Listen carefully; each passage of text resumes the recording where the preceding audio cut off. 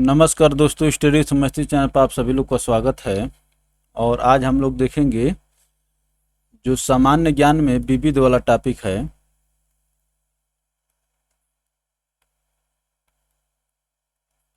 विविध वाला देखेंगे, यहाँ पर बहुत ही महत्वपूर्ण प्रश्न आपको मिलने वाले हैं। तो चलिए सीधे मुद्दे की बात करते हैं और प्रश्न पर आते हैं।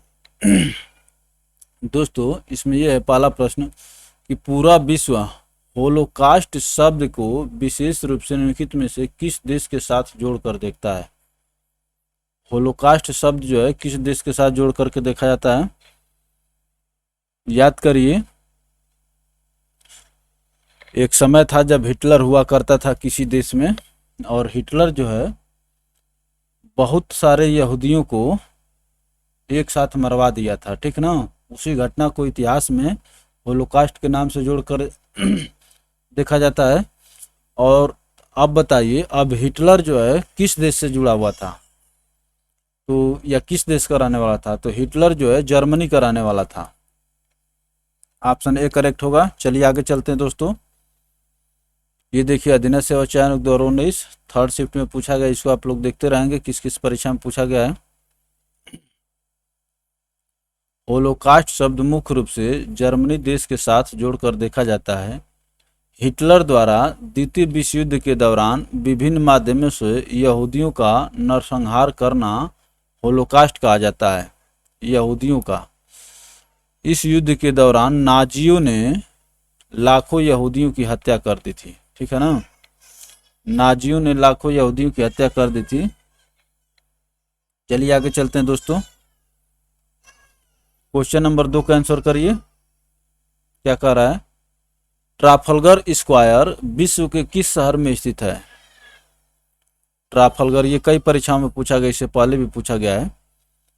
ट्राफलगर स्क्वायर विश्व के किस शहर में स्थित है, बताइए दोस्तों फटाफट। ये जो है लंदन में स्थित है। ऑप्शन बी करेक्ट होगा। ज़्यादा समय इसलिए नहीं दिया जा रहा है क्योंकि जीएस में जिसको आता होगा वो इतने समय में उसके दिमाग प्रश्न पढ़ते ही उत्तर दिमाग में आ जाते हैं। चलिए आगे चलते हैं। ट्राफलगर स्क्वायर सेंट्रल लंदन में स्थित एक चौक है। यह नाम वाइटल ऑफ ट्राफलगर की याद में रखा गया है, जिसमें ब्रिटिश नौसेना ने नेपोलियन को हराया था। ब्रिटिश नौसेना ने नेपोलियन को हराया था। तो बैटल ऑफ ट्राफलगर 1805 में हुआ था। जो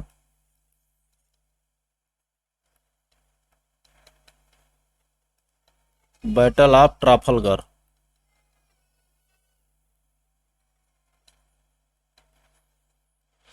बैटल ऑफ ट्राफलगर 1805 में हुआ था। चलिए आगे चलते हैं दोस्तों। लंदन में, जिसमें ब्रिटिश सेना नेपोलियन को हराई थी। राइटर्स बिल्डिंग भारत के किस राज्य का सचिवालय भवन है, बताइए। राइटर्स बिल्डिंग,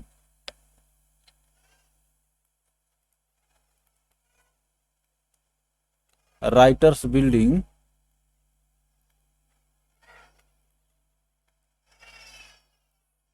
राइटर्स बिल्डिंग जो है किस राज्य का सचिवालय है, बताइए। तो ये हमारे दीदी वाले राज्य का सचिवालय है, खेला होबे। ऑप्शन सी करेक्ट होगा, पश्चिम बंगाल सरकार का। चलिए आगे चलते हैं दोस्तों। राइटर्स बिल्डिंग भारत के पश्चिम बंगाल राज्य सरकार के सचिवालय भवन का अन्य नाम है। मूलतः इस इमारत का निर्माण ब्रिटिश ईस्ट इंडिया कंपनी के लेखकों राइटर्स के कार्यालय के लिए किया गया था। तो ब्रिटिश ईस्ट इंडिया कंपनी के लेखकों के कार्यालय के लिए किया था, इसीलिए इसका नाम राइटर्स बिल्डिंग पड़ गया। चलिए आगे चलते हैं दोस्तों। हीरो साइकिल दुनिया के सबसे बड़े साइकिल निर्माताओं में से एक है। 1956 में उन्होंने पहली बार किस शहर में अपनी दुकान स्थापना की थी। हीरो साइकिल के बारे में कह रहा है।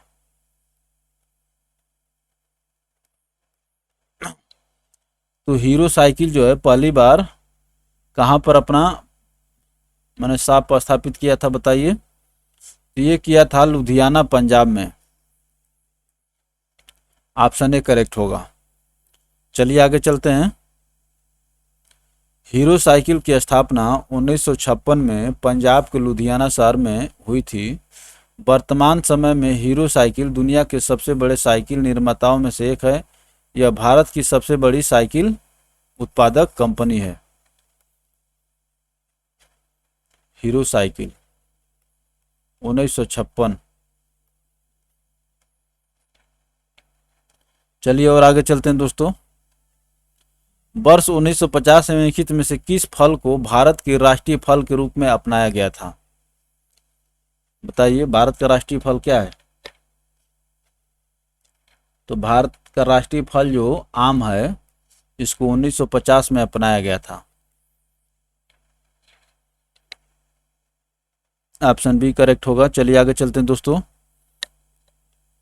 भारत का राष्ट्रीय फल आम है, जिसे वर्ष 1950 में अपनाया गया। इसका वैज्ञानिक नाम मैगीफेरा इंडिका है। आम में विटामिन ए एवं सी प्रचुर मात्रा में पाए जाते हैं। विटामिन ए और सी प्रचुर मात्रा में पाते हैं। और इसका वैज्ञानिक नाम पूछता है, आम का हो गया, मोर का हो गया। चलिए आगे चलते हैं दोस्तों। राजस्थान की एक स्ट्रिंग कठपुतली कला से बनी गुड़िया ने हाल ही में भौगोलिक संकेतक टैग जीता है। यह गुड़िया निम्नलिखित में से किस नाम से जानी जाती है? तो कठपुतली नृत्य जो है राजस्थान का फेमस नृत्य है। और उसमें एक कठपुतली नृत्य में भी कई प्रकार की कठपुतली नृत्य होती है। तो एक कठपुतली नृत्य में एक गुड़िया को जीआई टैग, जियोग्राफिकल इंडिकेशन दिया गया है। जियोग्राफिकल इंडिकेशन का सर्टिफिकेट दिया गया है। तो कौन सी गुड़िया बताइए? तो ये कठपुतली गुड़िया है, कठपुतली। ऑप्शन सी करेक्ट होगा। चलिए आगे चलते हैं दोस्तों।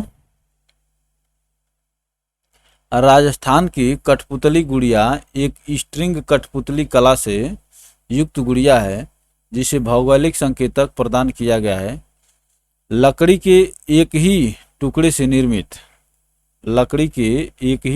निर्मित ये कठपुतलियाँ बड़ी बड़ी गुड़ियों की तरह होती हैं, जिन्हें रंग बिरंगे कपड़े पहनाए जाते हैं। इनकी वेशभूषा राजस्थानी शैली में तैयार की गई होती है। चलिए आगे चलते हैं। तो ये जो है कठपुतली नृत्य है, कभी आप यूट्यूब पर देखिएगा कठपुतली नृत्य कैसे होता है। और क्वेश्चन नंबर 7 के आंसर करें दोस्तों फटाफट।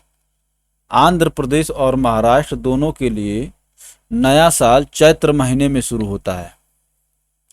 आंध्र प्रदेश में इसे उगादी कहा जाता है। इसे महाराष्ट्र में किस नाम से संदर्भित किया जाता है? तो नया साल जो है चैत्र महीने से शुरू होता है, इसको आंध्र प्रदेश में उगादी कहा जाता है। तो वही पूछ रहा है कि महाराष्ट्र में इसको किस नाम से जाना जाता है?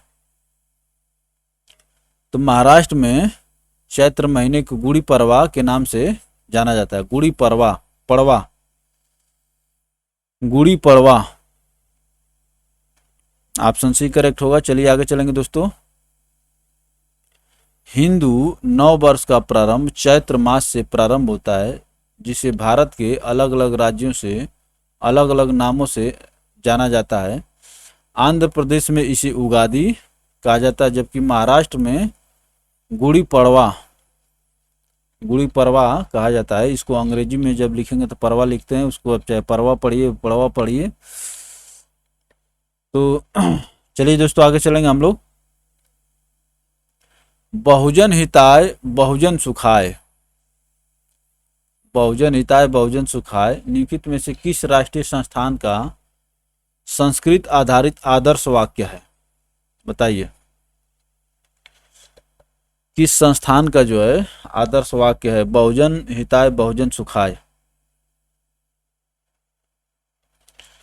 तो ये जो है ऑल इंडिया रेडियो का है। ऑप्शन सी करेक्ट होगा। चलिए आगे चलते हैं दोस्तों। ये सब स्टैटिक प्रकार के क्वेश्चन हैं। बहुजन हिताय बहुजन सुखाय ऑल इंडिया रेडियो का आदर्श वाक्य है। 1936 को Indian state broadcasting services all India radio के रूप में परिवर्तित हो गया। इंडियन स्टेट ब्रॉडकास्टिंग सर्विसेज, इसको पहले इंडियन स्टेट ब्रॉडकास्टिंग सर्विसेज कहा जाता था, ऑल इंडिया रेडियो के रूप में परिवर्तित हो गया।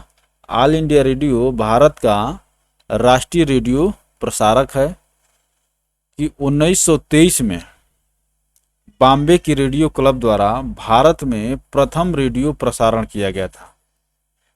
तो प्रथम बार कब किया गया था सब पूछा जाता है। तो 1923 में बॉम्बे की रेडियो क्लब द्वारा भारत में प्रथम रेडियो प्रसारण किया गया था। चलिए आगे चलते हैं दोस्तों। निम्नलिखित में से किस राज्य की पुलिस का आदर्श वाक्य है सुरक्षा आपकी संकल्प हमारा? सुरक्षा आपकी संकल्प हमारा, इसका अर्थ है कि आपकी सुरक्षा हमारा संकल्प है। बताइए ये किस राज्य की पुलिस का आदर्श वाक्य है? ये है उत्तर प्रदेश की पुलिस का। आपकी सुरक्षा हमारा संकल्प है।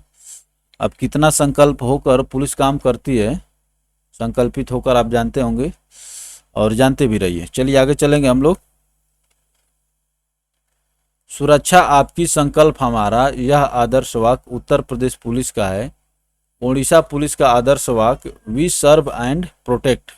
राजस्थान पुलिस का आदर्श वाक्य सेवार्थ कटिबद्धता, तथा हरियाणा पुलिस का आदर्श वाक्य जो है सेवा सुरक्षा और सहयोग। तो कम से कम आप उत्तर प्रदेश का एग्जाम दे रहे हैं, उत्तर प्रदेश के निवासी हैं, खासतौर से उत्तर प्रदेश का एग्जाम दे रहे हैं, ये निवासी तो आप किसी भी राज्य के हो सकते हैं। तो ये याद रखिए सुरक्षा आपकी संकल्प हमारा, ये उत्तर प्रदेश पुलिस का आदर्श वाक्य है। चलिए आगे चलते हैं दोस्तों। भारत के किस शहर में प्रसिद्ध फलकनुमा पैलेस स्थित है? फलकनुमा, ये सब लोअर पीसीएस में पूछे गए थे। यूपी ट्रिपल एससी द्वारा जो लोअर की परीक्षा हुई थी 2019 का, ये 4th शिफ्ट का क्वेश्चन है। बताइए भारत के किस शहर में प्रसिद्ध फलकनुमा पैलेस स्थित है? तो ये हैदराबाद में, चार मीनार वाले जानते हैं ना, उसी को फलकनुमा पैलेस कहा रहा है। चलिए आगे चलते हैं दोस्तों। तेलंगाना की राजधानी हैदराबाद में प्रसिद्ध फलकनुमा पैलेस स्थित है।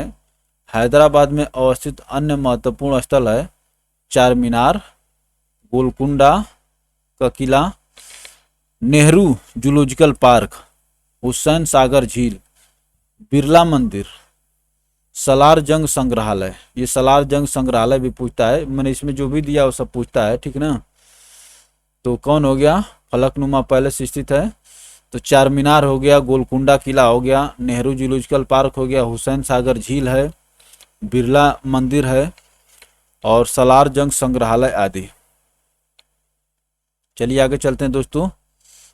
3G, 4G, 5G मोबाइल प्रौद्योगिकी श्रृंखला में जी का क्या अर्थ होता है? आज आप कल देख रहे हैं कि भारत में 3G और 4G तो चल रहा है, लेकिन 5G लॉन्च हो गया है, लेकिन अभी सबके पहुंच में नहीं है। सभी लोग अभी 5G का उपयोग नहीं कर रहे हैं। तो वही कह रहा है कि इसमें जी का मतलब क्या है।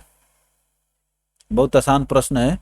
जी का मतलब जेनरेशन होता है, 5th जनरेशन।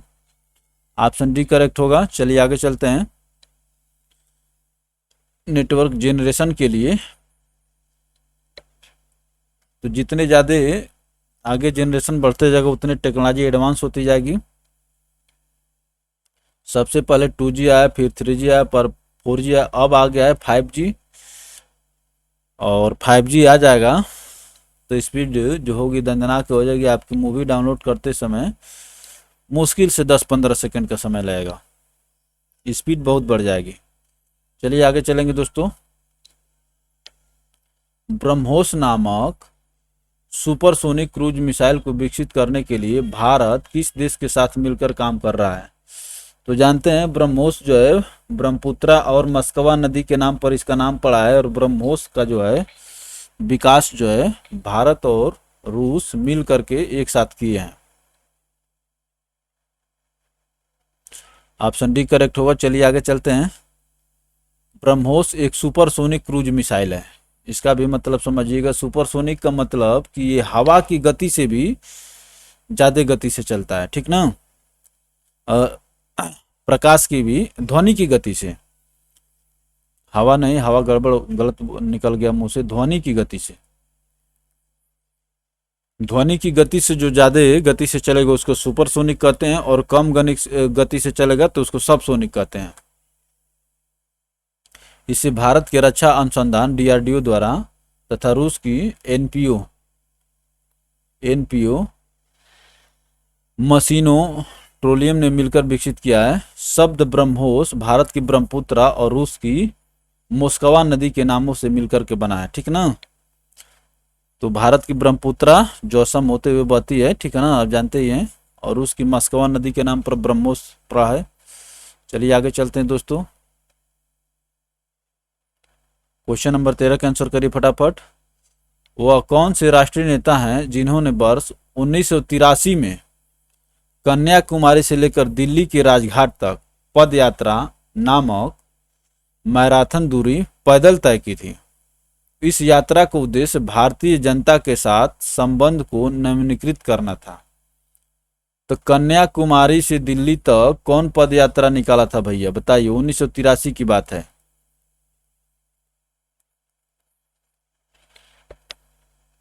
फटाफट आंसर करिए। ये थे चंद्रशेखर जी, भूतपूर्व प्रधानमंत्री चंद्रशेखर जी, ठीक है ना।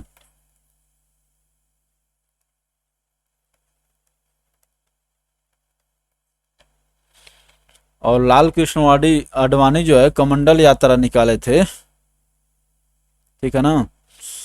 चलिए आगे चलते हैं दोस्तों।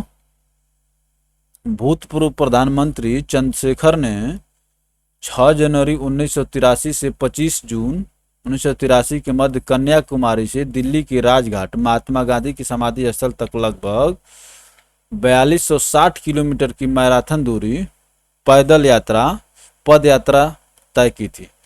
उनकी इस यात्रा का एकमात्र उद्देश्य लोगों से मिलना तथा उनकी समस्याओं को समझना था।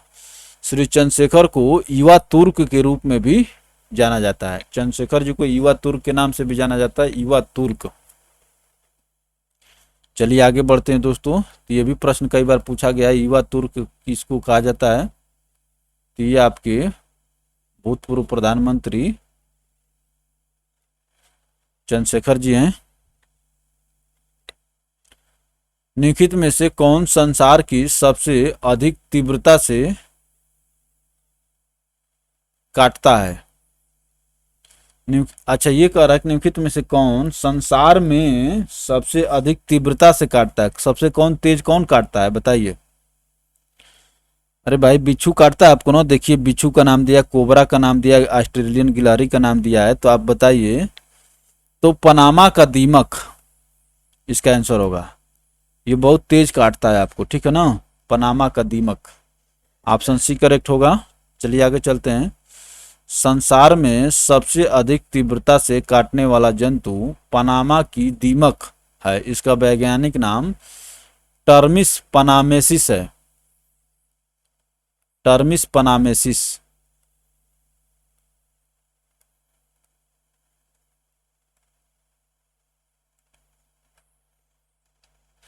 चलिए आगे चलते हैं दोस्तों।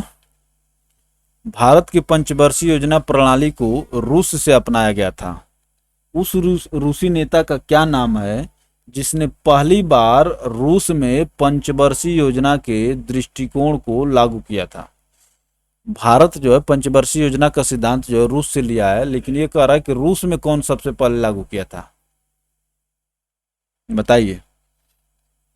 ये सभी प्रश्न लोअर के हैं, ठीक है ना। लोअर में जो अभी 19 में हुआ था, तो ये देखिए फर्स्ट शिफ्ट का क्वेश्चन है। 4 शिफ्ट में हुआ था 2 दिन में, तो बताइए। तो ये है जोसेफ स्टालिन। जोसेफ स्टालिन साहब रूस में पंचवर्षीय योजना का सिद्धांत को लागू किए थे। चलिए आगे चलते हैं दोस्तों। रूस में सर्वप्रथम जोसेफ स्टालिन ने पहली पंचवर्षीय योजना 28 से 33 5 वर्ष वाली के दृष्टिकोण को लागू किया था। इस पंचवर्षीय योजना का मुख्य उद्देश्य उद्योग के क्षेत्र में तीव्र गति से विकास करना था। तो 1928 से 33 उद्योग के क्षेत्र में तीव्र गति से विकास करना था। अभी हम लोग जिस जिस समय आज़ाद नहीं हुए थे उसी समय ये लोग पंचवर्षीय परियोजना बनाने लगे थे। तो इसका असर पड़ता है दोस्तों कि जब जगो तब सवेरा। कहानी का मतलब ये होता है कि आप जितना जल्दी जाएंगे उतना जल्दी सवेरा होगा। तो आप जितना जल्दी जो कोई भी काम करना शुरू कर देंगे तो उतना परिपक्व ज़्यादा हो जाएंगे, आप जल्दी परिपक्व हो जाएंगे।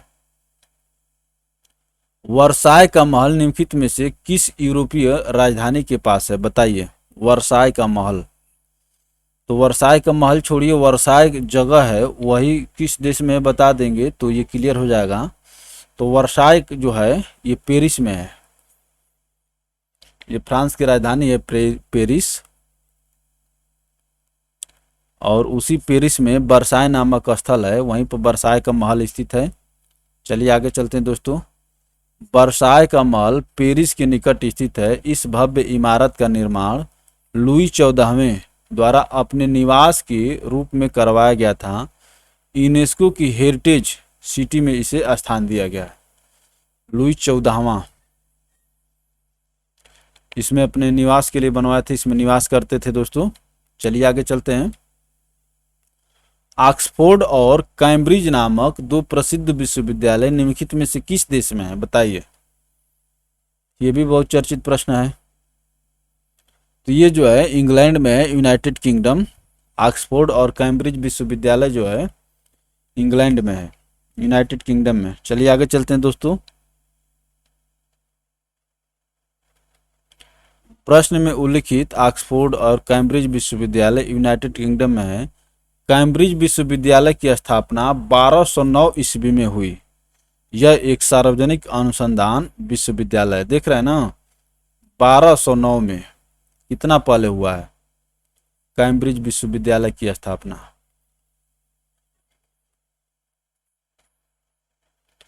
चलिए आगे चलते हैं दोस्तों। आज ये दुनिया की टॉप यूनिवर्सिटीज में आते हैं सब। सबसे टॉप पर वो लगभग जो है अमेरिका का मैसाचुसेट्स रहता है, MIT, Massachusetts institute of technology. Rabindranath Tagore द्वारा लिखी गई कविता अमार सोनार बांग्ला के संबंध में निम्नलिखित में से कौन सा कथन सही है, बताइए। अमार सोनार बांग्ला, तो ये जो है इस कविता को बाद में बांग्लादेश ने अपने राष्ट्रगान के रूप में अपनाया।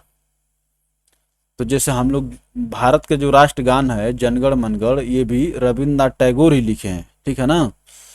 तो अमार सोनार बांग्ला को बांग्लादेश अपने राष्ट्रीय गान के रूप में लिखा है। और कहा जाता है कि श्रीलंका का भी जो राष्ट्रीय गान है वो भी रविंद्रनाथ टैगोर के द्वारा लिखा गया है। तो रविंद्रनाथ टैगोर आप जानते हैं कि उनको साहित्य का नोबेल पुरस्कार मिला है, तो साहित्य में इनकी बहुत अच्छी पकड़ थी।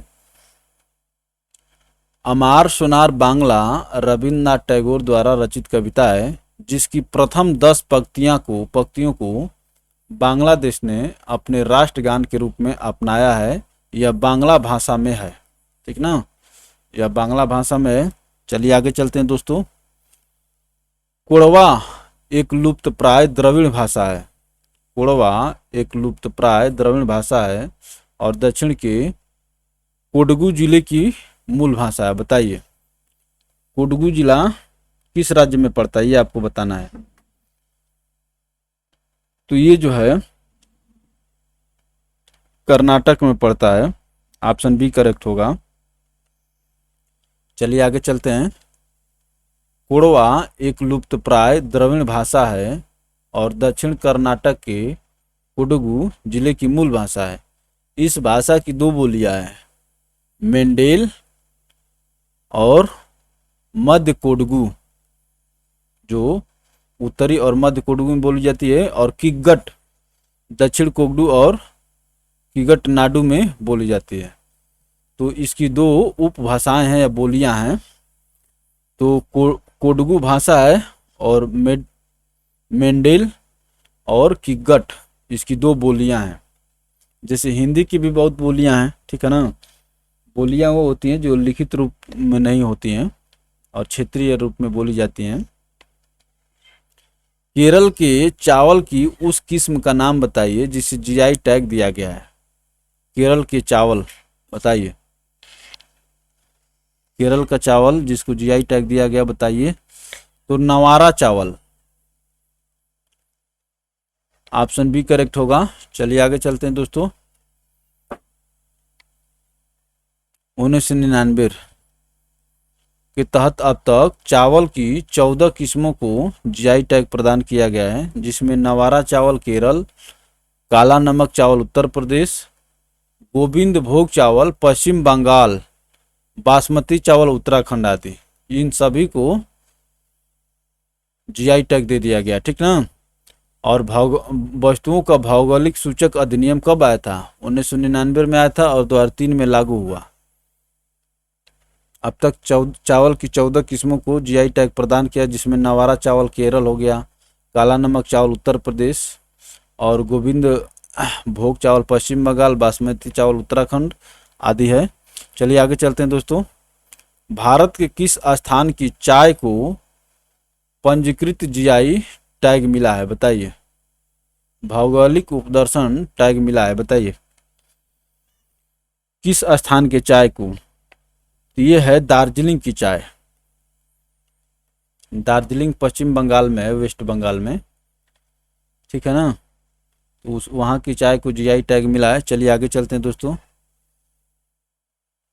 किसी भी उत्पाद के लिए एक चिन्ह होता है जो उसकी विशेष भौगोलिक उत्पत्ति, गुणवत्ता और पहचान के लिए दिया जाता है। जीआई टैग का विनियमन के समय वस्तुओं के समझौते के तहत किया जाता है। भारत में यह कार्य वस्तुओं का भौगोलिक सूचक पंजीकरण अधिनियम 1999 के तहत किया जाता है, ठीक ना। इसको भी याद रखिएगा कि वस्तुओं का भौगोलिक सूचक अधिनियम 1999 के तहत जीआई टैग दिया जाता है, जो सितंबर 2003 में लागू हुआ था।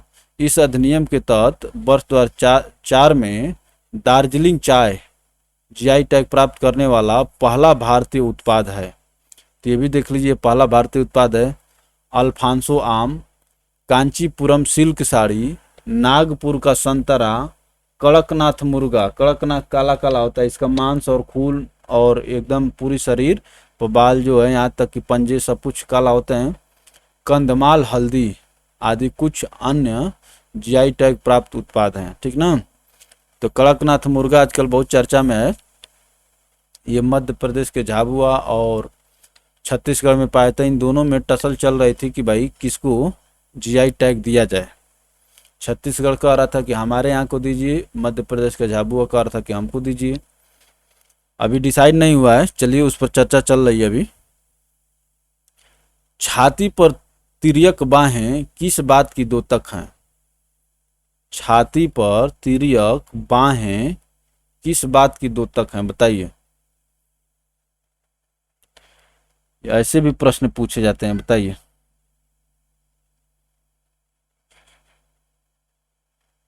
तो ये उसको कह रहा है, ऐसे जो होता है उसको कह रहा है।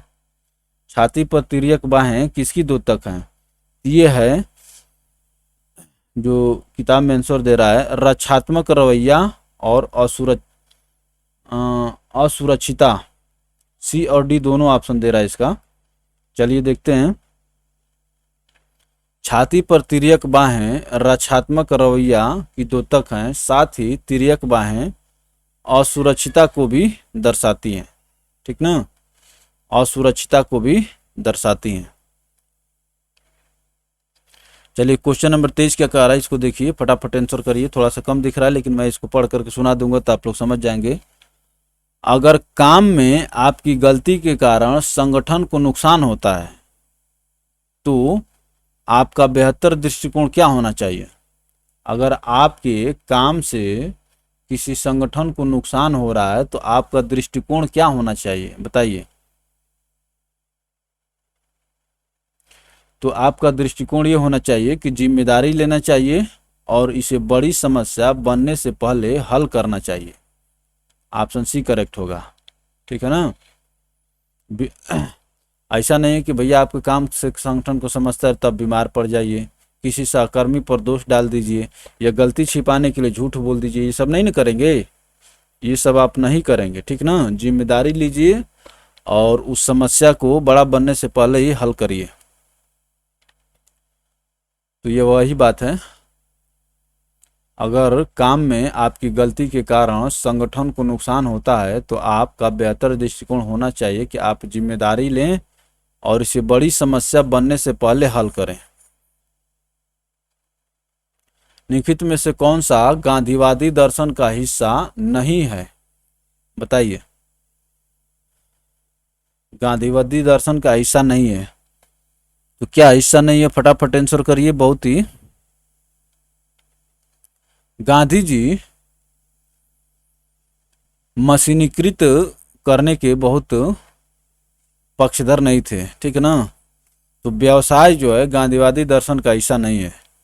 चलिए आगे चलते हैं। व्यवसाय गांधीवादी दर्शन का हिस्सा नहीं है। गांधीवादी दर्शन में सत्य, अहिंसा, ब्रह्मचर्य और सत्याग्रह आते हैं, ठीक ना, सत्य के लिए आग्रह। तो ब्रह्मचर्य रहना भी गांधीवादी दर्शन का हिस्सा है, इसको आप लोग देखेंगे। महात्मा गांधी के लिए भारतीय मानवता की एकता, इसकी आर्थिक स्वतंत्रता और समानता की का प्रतीक था। बताइए क्या? तो इसमें जो है, बताइए, महात्मा गांधी के समय में एक बहुत चर्चा चलती थी, खादी वस्त्र जो है, महात्मा गांधी के लिए खादी भारतीय मानवता की एकता, इसकी आर्थिक स्वतंत्रता और समानता का प्रतीक था। महात्मा गांधी कहते थे कि भाई खादी बुने हुए वस्त्र पहनिए और इंग्लैंड से आए हुए रेडीमेड कपड़ा पहनना छोड़िए, ठीक है ना। खादी वस्त्र पहनेंगे तो आपके यहाँ जो बुनकर होंगे उनको काम मिलेगा। और वो तो यहाँ तक कि घर घर पर चरखा की बात करते थे, घर घर चरखा की बात करते थे। चलिए आगे चलते हैं दोस्तों।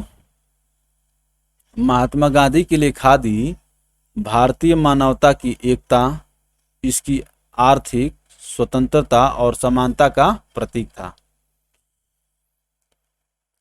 गांधी के गांव सर्वोदय के आदर्श ने बताया कि एक आदर्श गांव को कुछ शर्तों पर पूरा करना होगा। इनमें से क्या शर्तों में से एक नहीं था? बताइए। आप जानते थे कि गांधी सर्वोदय की बात करते थे, तो वही कह रहे हैं कि गांधी के गांव सर्वोदय के आदर्श ने बताया कि एक आदर्श गांव को कुछ शर्तों को पूरा करना होगा।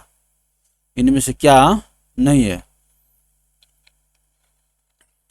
तो गांधी जी कहते थे, देखिए, कि भाईचारे की भावना विकसित करने के लिए पूजा स्थान एक दूसरे के बगल में बनाया जाना चाहिए, ठीक है ना। भाई ऐसा नहीं कि भाई यहाँ पर हिंदू रह रहे थे यहाँ पर मुस्लिम न रहे। वही कह रहे कि भाईचारे की भावना विकसित करने के लिए पूजा का स्थान एक दूसरे के बगल में बनाया जाना चाहिए, इससे भाईचारा बढ़ती है। इसमें धर्मशाला और एक छोटा डिस्पेंसरी होना चाहिए।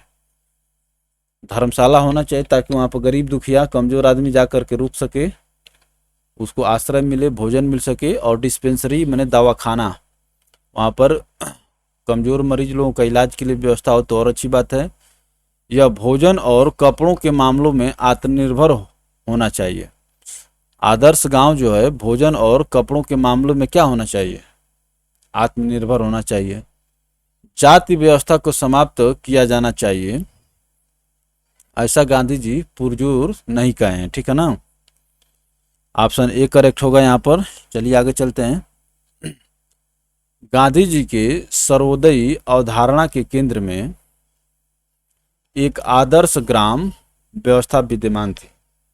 गांधी जी के अनुसार एक आदर्श गांव वह है जहां व्यक्तिगत स्वतंत्रता के आधार पर पूर्ण लोकतंत्र है तथा शिल्प और कृषि प्रसंस्करण उद्योग, स्वच्छता, आत्मनिर्भरता, आहार उपासना आदि पर सबका समान अधिकार है।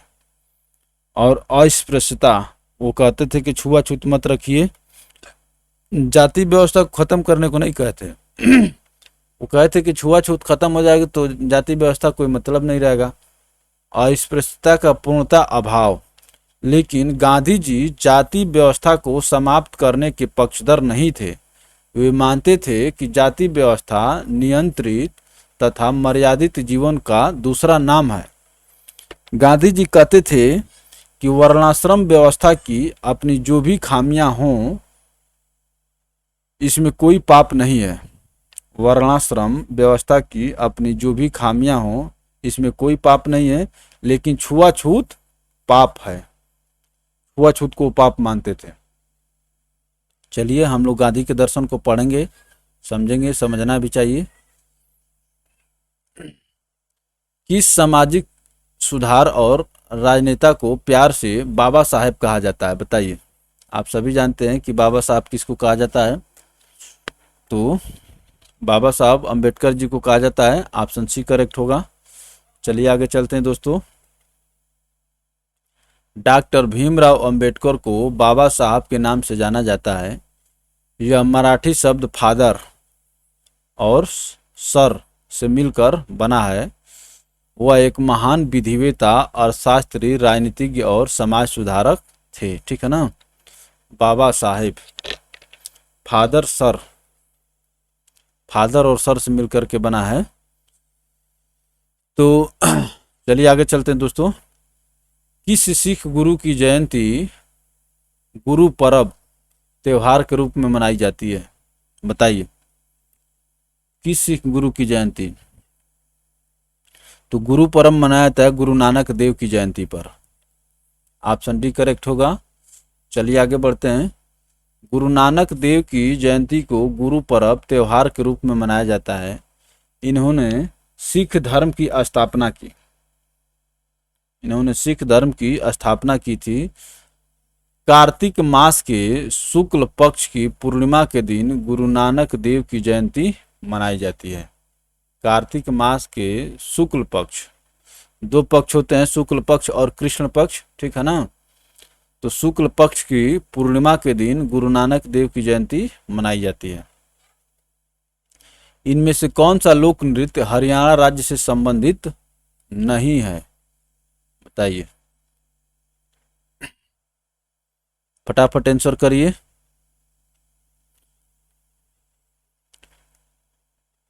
तो हरियाणा राज्य से कौन संबंधित नहीं है? तो इसमें जो देख रहे हैं जवारा, देख रहे हैं जवारा जो है मध्य प्रदेश से संबंधित है। यही संबंधित नहीं है। उसके बाद धमाल, हुरिया और झूमर ये हरियाणा राज्य से संबंधित है। इस प्रकार से ऑप्शन डी आपका आंसर हो जाएगा। आंसर होना और करेक्ट होना बोथ आर डिफरेंट। हरियाणा के लोक नृत्यों में धमाल, होरिया, गूंगा, झूमर, घूमर, फाग और लूर आदि शामिल हैं।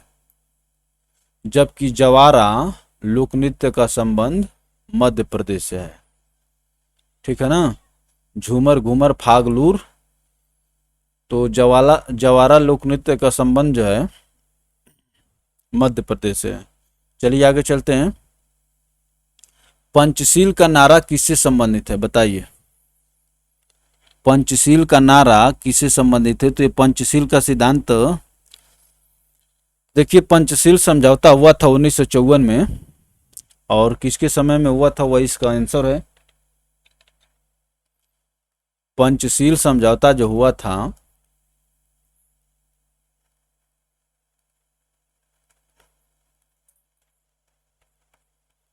1954 में, तो ये हुआ था पंडित जवाहरलाल नेहरू के समय में। यही इसका आंसर होगा। ऑप्शन सी करेक्ट होगा। चलिए आगे चलते हैं दोस्तों। पंचशील समझौता 29 अप्रैल 1954, 29 अप्रैल को भी याद रख लीजिए, क्योंकि कई बार मिलान करने को कहता है तो महीने में भी आगे पीछे, भाई कोई जनवरी में हुआ कोई अप्रैल में हुआ तो काम गड़बड़ हो जाता है। तत्कालीन भारतीय प्रधानमंत्री जवाहरलाल नेहरू चीन के प्रधानमंत्री चाउ एन लाई के बीच हुआ था। चीन के प्रधानमंत्री चाउ एन लाई के बीच हुआ था। वास्तव में पंचशील शब्द बौद्ध अभिलेखों में वर्णित है। यहीं से पंडित जवाहरलाल नेहरू ने इस शब्द का चयन किया था। बौद्ध अभिलेखों में वर्णित है। ऐसा नहीं कि कोई आदमी जो है या कोई भी शब्द आप बोलते हैं तो या महान हो या कोई भी हो, मध्यम हो, उसका जन्मदाता नहीं, तो हर एक आदमी कहीं ना कहीं से प्रेरित होता है। बहुत कम ही शब्द नए होते हैं जो किसी व्यक्ति द्वारा उपयोग किए जाते हैं। भारत में प्रथम मोबाइल सेवा प्रारंभ की गई थी, बताइए। पहली बार भैया मोबाइल सेवा कब आई थी, कहाँ कहाँ, किसके द्वारा? ये कह रहा है किसके द्वारा शुरू की गई थी? भारत में पहली बार मोबाइल सेवा किसके द्वारा प्रारंभ की गई थी? तो ये है मोदी टेलस्ट्रा द्वारा। मोदी टेलस्ट्रा द्वारा भारत में पहली बार मोबाइल सेवा प्रारंभ की गई थी। मोबाइल में भी मोदी जी आ गए, ठीक ना। भारत में प्रथम मोबाइल सेवा प्रदाता कंपनी मोदी टेलस्ट्रा थी। इसकी सर्विस को मोबाइल नेट के नाम से जाना जाता था। पहली मोबाइल कॉल इसी नेटवर्क पर की गई थी। यह कॉल 1995 को पश्चिम बंगाल के तत्कालीन मुख्यमंत्री ज्योति बसु ने तत्कालीन केंद्रीय दूरसंचार प्रसारण मंत्री सुखराम को की थी, ठीक है ना। तो भारत में मोबाइल का इतिहास है बहुत लंबा नहीं है। आज देख रहे हैं कि सबके हाथ में मोबाइल है। और तो ये सेवा जो देख रहे हैं कि 31 जुलाई 1995, यही कारण है कि अभी देख रहे हैं कि जो पुराने लोग हैं वो मोबाइल का विरोध करते हैं, क्योंकि वो मोबाइल की जो खूबियां हैं उसको नहीं जानते हैं अच्छे से। अब तो और नहीं जानते, उनको लगता है कि मोबाइल से केवल बात किया जाता है या फिल्म देखा जाता है। देखिए मोबाइल जो है गूगल हर एक चीज़ का गुरु हो गया, ठीक ना। तो यह कॉल 31 जुलाई 1995 को पश्चिम बंगाल के तत्कालीन मुख्यमंत्री ज्योति बसु ने तत्कालीन केंद्रीय दूरसंचार मंत्री सुखराम को की थी। ज्योति बसु बतियाए थे सुखराम जी से। चलिए आगे चलते हैं दोस्तों। विश्व की प्रथम महिला अंतरिक्ष यात्री कौन थी, बताइए। विश्व की प्रथम महिला अंतरिक्ष यात्री कौन थी? तो ये थी रूस की, बताइए, वेलेंटिना तेरेस्कोवा। विश्व की पहली महिला अंतरिक्ष यात्री थी वेलेंटिना तेरेस्कोवा। चलिए आगे चलते हैं दोस्तों। रूसी कॉस्मोनॉट वेलेंटिना तेरेस्कोवा विश्व की प्रथम महिला अंतरिक्ष यात्री थी। इन्होंने वर्ष 1963 में ओस्टक 6 नामक यान से अंतरिक्ष के लिए उड़ान भरी थी। ये भी याद रखिए, कौन कौन? ओस्टक 6 हो गया, 1963 हो गया, ठीक है ना। ये भी पूछ लेगा आपसे कि किससे उड़ान भरी थी, तो ओस्टक 6 1963 में। चलिए आगे चलते हैं दोस्तों। निम्न के किसे सांख्यिकी का जनक कहा जाता है, बताइए। सांख्यिकी का जनक किसको कहा जाता है? तो सांख्यिकी का जनक जो है रोनाल्ड ए फिशर को कहा जाता है। R.A. फिशर, रोनाल्ड ए फिशर को कहा जाता है। ऑप्शन ए करेक्ट होगा। चलिए आगे चलते हैं दोस्तों। सर रोनाल्ड ए फिशर को आधुनिक सांख्यिकी का जनक कहा जाता है। भारत में सांख्यिकी का पिता PC महालनोबिस, ये दुनिया के हैं, और भारत, हर जगह भारत और दुनिया हर जगह है। जब भारत में शुरुआत होगी या भारत में जो उसका मुख्य होगा रहा होगा उसको भारत में सांख्यिकी का पिता PC महालनोबिस को कहा जाता है। और रोनाल्ड ए फिशर ये दुनिया के सांख्यिकी के पिता कहे जाते हैं। चलिए आगे चलते हैं दोस्तों। नेपाली भाषा मुख्य रूप से किस राज्य में बोली जाती है, बताइए। भारत में भी जो नेपाल से सटे हुए राज्य हैं उसमें नेपाली भाषा बोली जाती है। तो वही कह रहा है कि नेपाली भाषा मुख्य रूप से किस राज्य में बोली जाती है। आंसर करिए फटाफट। ये सिक्किम में बोली जाती है। कर्नाटक कहाँ जाएगा, राजस्थान, आंध्र प्रदेश, तो ऐसे ही कट जाएगा। इसका तो आप गेस करके आंसर कर सकते थे, ठीक ना। चलिए आगे चलते हैं दोस्तों। नेपाली नेपाल की राष्ट्रभाषा है। यह भाषा नेपाल की 50% लोगों की मातृभाषा है। यह भाषा नेपाल के अतिरिक्त भारत के सिक्किम, पश्चिम बंगाल, पूर्वोत्तर राज्यों, असम, मणिपुर, मेघालय, उत्तराखंड में बोली जाती है। ठीक है ना, वही जो सटे हुए राज्य हैं। असम, तो ये तो मणिपुर, मेघालय सटे हुए नहीं है,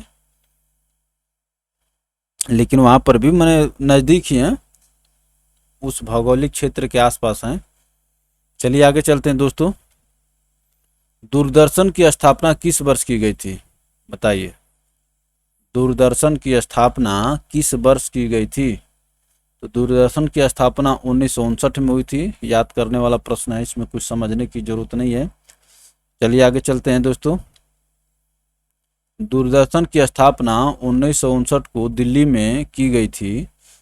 वर्ष 1965 में दूरदर्शन का प्रसारण भारत के सभी रेडियो स्टेशनों से शुरू हो गया। ठीक ना, तो स्थापना 1965 में, और यहाँ से सभी रेडियो स्टेशनों से शुरू हो गया। चलिए आगे बढ़ते हैं। तो ये भी याद रखिए 1959 जो है महत्वपूर्ण तिथि है। दिसंबर 1984 में भोपाल गैस आपदा में निम्नलिखित में से किस गैस का रिसाव हुआ था? ये क्वेश्चन हजारों बार पूछा गया होगा। ठीक है ना, यहां तक कि 1984 भोपाल गैस त्रासदी के लोगों को नौकरियों में आरक्षण मिलता है। ठीक है ना, ये बहुत बड़ी घटना थी।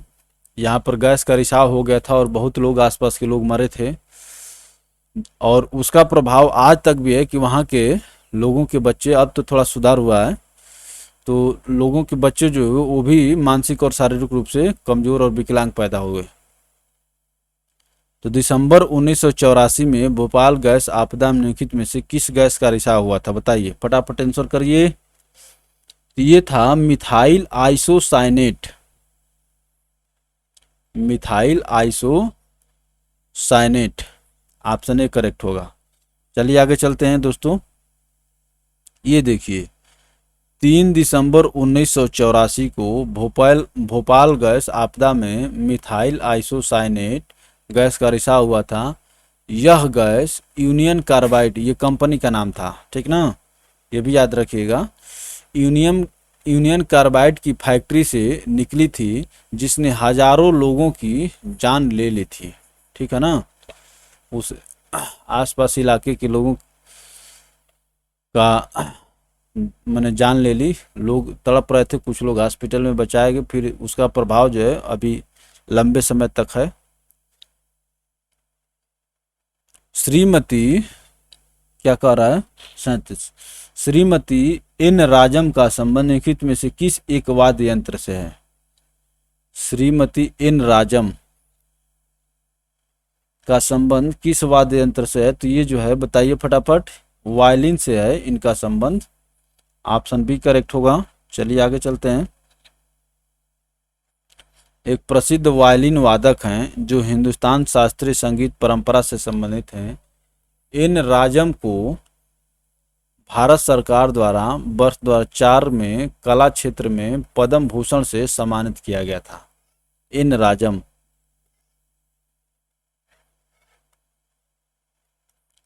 वायलिन।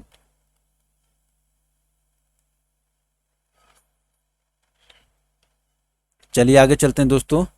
निम्नलिखित में से कौन सी मुख्य एजेंसी में से एक नहीं है जो उत्तर प्रदेश में भारी मात्रा में अनाज भंडारण में शामिल है? बताइए।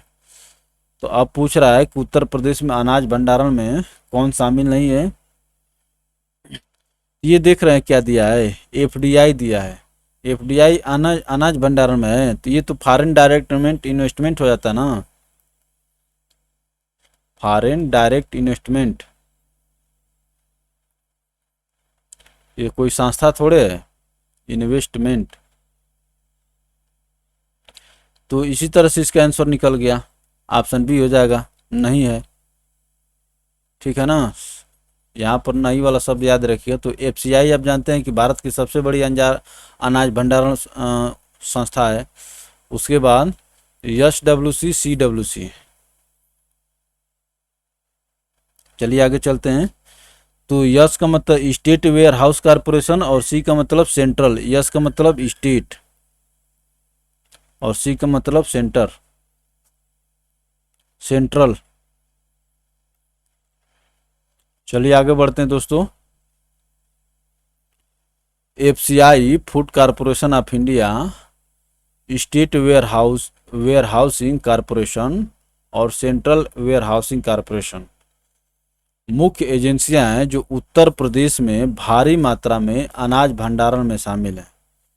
FDI foreign direct investment, foreign का स्पेलिंग टेस्ट देख लीजिएगा, FOREIGN, फॉरेन डायरेक्ट इन्वेस्टमेंट किसी एक देश की कंपनी का दूसरे देश में किया गया निवेश प्रत्यक्ष विदेशी निवेश कहलाता है। ठीक ना, निवेश प्रत्यक्ष विदेशी निवेश कहलाता है। प्रत्यक्ष विदेशी निवेश मुख्यतः दो प्रकार के होते हैं, ग्रीन फील्ड निवेश और ब्राउन फील्ड निवेश। ठीक है ना, ग्रीन फील्ड निवेश और ब्राउन फील्ड निवेश। चलिए आगे चलते हैं दोस्तों। ई रकम कंपनी भारत सरकार की एक पहल धातु स्क्रैप ट्रेड कॉरपोरेशन लिमिटेड और CRWC की संयुक्त पहल के रूप में कार्य करेगी। CRWC क्या है बताइए। CRWC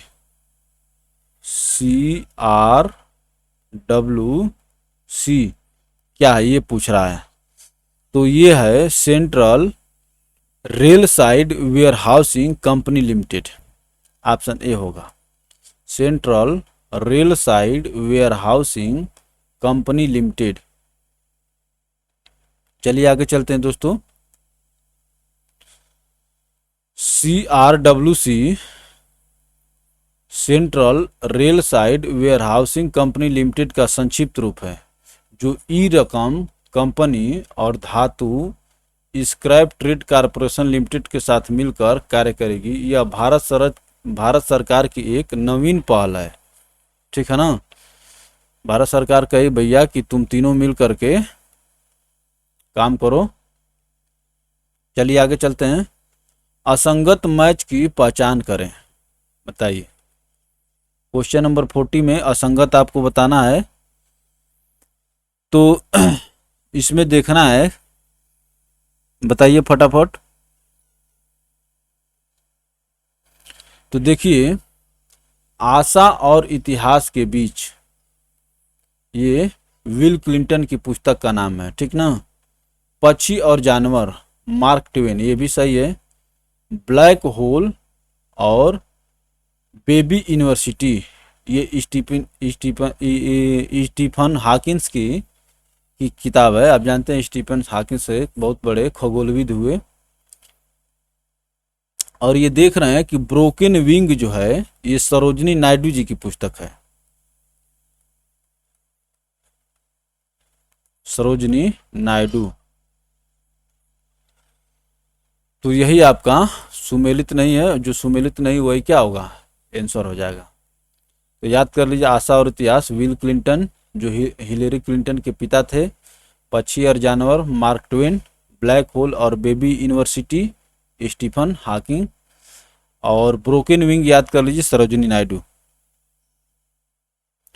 broken wing Sarojini Naidu की रचना है, बुक है, न कि इंदिरा गांधी की। अन्य विकल्प आशा और इतिहास, विल क्लिंटन, पक्षी और जानवर जो कि मार्क ट्वेन हो गया, black hole, baby university Stephen Hawking.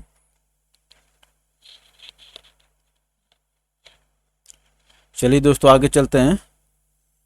Global footprint network की स्थापना किस वर्ष हुई थी, बताइए।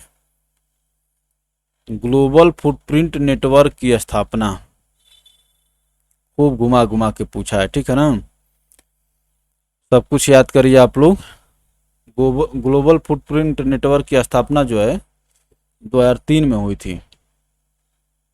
चलिए आगे चलते हैं।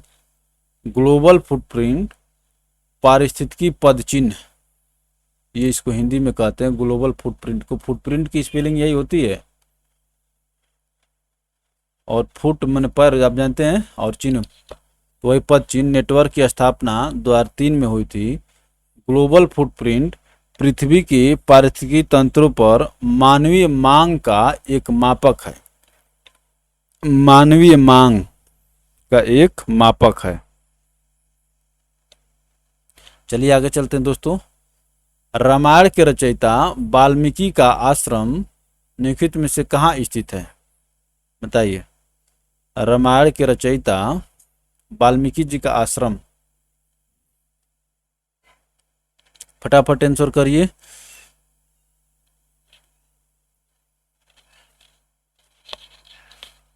तो ये जो है ब्रह्मावर्त में है। ऑप्शन बी करेक्ट होगा। चलिए आगे चलते हैं। हिंदू पौराणिक शास्त्रों के अनुसार महर्षि वाल्मीकि की तपोभूमि बिठूर उत्तर प्रदेश के कानपुर जिले में स्थित को प्राचीन काल में ब्रह्मावर्त के नाम से जाना जाता था। ये बिठूर पूछता है, बिठूर कानपुर में है।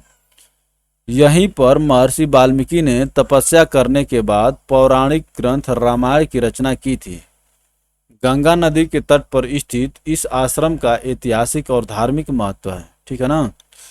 तो बिठूर को ही पहले ब्रह्मावर्त कहा जाता था। ये गंगा नदी के तट पर स्थित है और उत्तर प्रदेश के कानपुर जिले में स्थित है। ठीक है ना। यहीं पर महर्षि वाल्मीकि तपस्या किए और रामायण की रचना की है। भारत का राष्ट्रीय चिन्ह कहाँ से लिया गया है? बताइए। बहुत चर्चित प्रश्न है। भारत का राष्ट्रीय चिन्ह कहाँ से लिया गया है? तो भैया वाराणसी के सारनाथ में जो अशोक स्तंभ है, आप वहीं से लिया गया। ठीक है ना। वाराणसी के सारनाथ में अशोक स्तंभ, और यही अशोक द्वारा बनवाया गया था। ऑप्शन डी करेक्ट होगा। आपस में पीठ सटाकर बैठे हुए सिंह अशोक के सारनाथ के सिंह स्तंभ से लिया गया है। भारत का राष्ट्रीय पशु क्या है भैया? बाघ। राष्ट्रीय पक्षी हो गई मोर। राष्ट्रीय पुष्प हो गया कमल। और राष्ट्रगान क्या हो गया? जन गण मन। ठीक ना। तो ये देखिए आपका राष्ट्रीय पशु बाघ है और यहाँ पर सिंह है। ठीक है ना। बाघ और सिंह दोनों अलग अलग होते हैं, तो इसमें कंफ्यूज मत करिएगा। अशोक के जो स्तंभ है उस पर सिंह बैठे हुए हैं।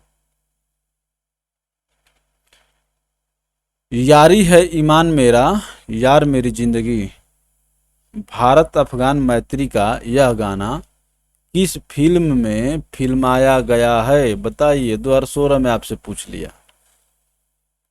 यारी है ईमान मेरा यार मेरी जिंदगी, भारत अफगान मैत्री का यह गाना किस फिल्म में गाया गया है?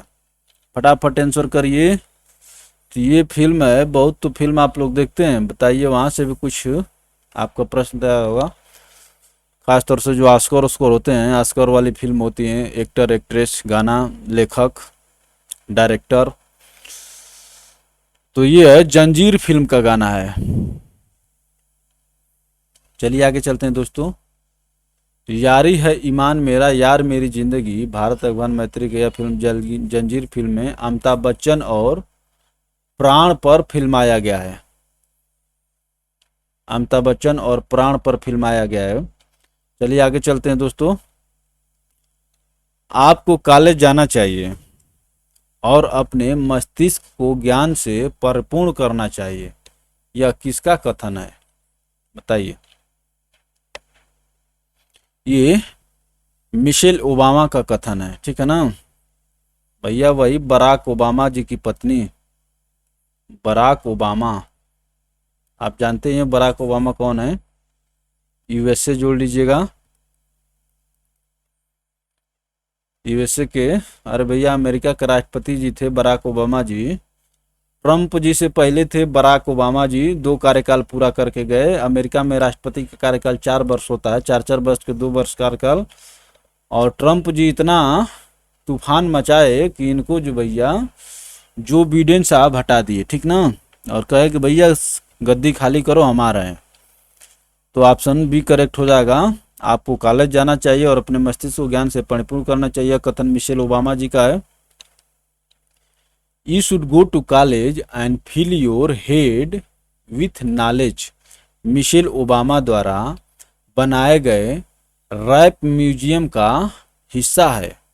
यह उनके द्वारा रिच हायर इनिशिएटिव के तहत 14 से 19 वर्ष के युवा छात्र छात्राओं को कॉलेज शिक्षा प्राप्त करने के लिए प्रेरित करने हेतु लिखा गया। ठीक है ना, रिच हायर इनिशिएटिव। तो देखा गया था कि ओबामा जी की पत्नी मिशेल ओबामा भी बहुत एक्टिव महिला थी। बाल विहार प्राणी के संस्थापक कौन थे? बाल विहार प्राणी के प्रणाली के बाल विहार प्रणाली के संस्थापक कौन थे, ये बताना है। तो ये पूछा गया है, अंदर से बहुत डीप प्रश्न है और इसका सभी लोग उत्तर नहीं दे पाएंगे। देख रहे हैं कि विकल्प भी बहुत कठिन कठिन दिया, जो ये किसी विषय के थियरी सेक्शन से उठाया गया है। तो प्रणाली के संस्थापक थे फ्रोबेल। चलिए आगे चलते हैं दोस्तों। बाल विहार कीडरगार्टेन प्रणाली, कीडरगार्टेन प्रणाली, ठीक ना। कीडरगार्टेन प्रणाली के संस्थापक जर्मनी के शिक्षाविद फ्रेडरिक फ्रोबेल को माना जाता है। इन्हें बाल विहार प्रणाली का पिता कहा जाता है। इन्होंने 1840 ईस्वी में जर्मनी में पहला कीडरगार्टेन खोला था। कीडरगार्टेन खोला था, ठीक ना, 1840 में।